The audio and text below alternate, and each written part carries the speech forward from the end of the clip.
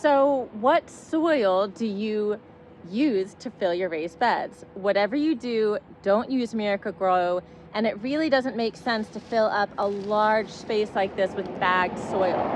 Every client I've had in every state, which is the majority of the 50 states, has a bulk soil supplier. So what I recommend doing is searching on the internet bulk soil suppliers near you, call the supplier, ask them what the pH is, and ask what the ingredients are.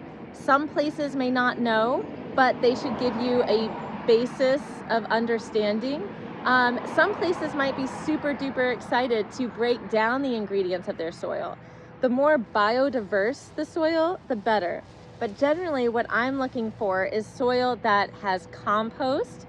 There could be an aged pine bark or other hardwood mulch in there. Manure is excellent. I have seen complex soils that include ground up crab meal or worm castings. And this is where the more details they have about the ingredients and the more biodiverse the soil, the healthier the soil you're going to get. In terms of pH, every living thing has a pH. Our bodies have a pH, every product we have has a pH. And what's important to understand about pH is there is an optimal threshold where, depending on what you're growing, will facilitate the prosperity of your plant. So for example, most plants thrive in a pH between 6 and 7. There are some plants like blueberries or gardenias that like a more acidic soil. If your pH is not adequate, then it doesn't matter how many nutrients you feed or fertilizers you feed your plants, the plants are not going to be able to absorb them. So understanding the pH is incredibly important.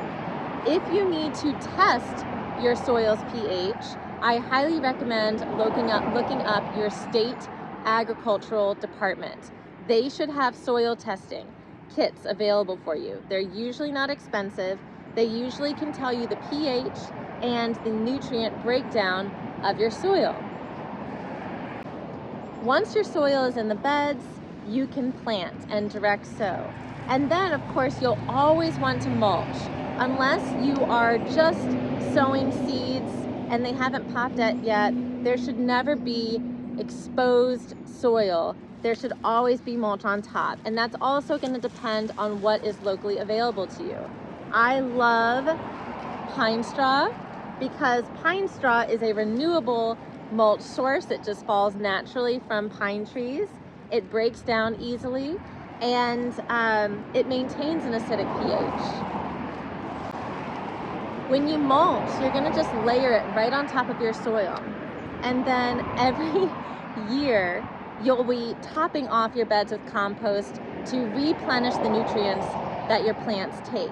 When you do that, you can put the compost right on top of the mulch, and then after you plant, build back up by adding more mulch. When you do this, you'll notice more and more that you have this white stringy stuff in your soil, and that is mycorrhizae. Mycorrhizae is like the fascia of our lymphatic system. It is a relationship of bacterium in the soil that transfers nutrients and water and information to all of our plant roots. And so this is how we can build up our soil, by always layering and no tilling. Tilling is the practice of physically disturbing the soil, and it can be done in raised beds or in ground beds.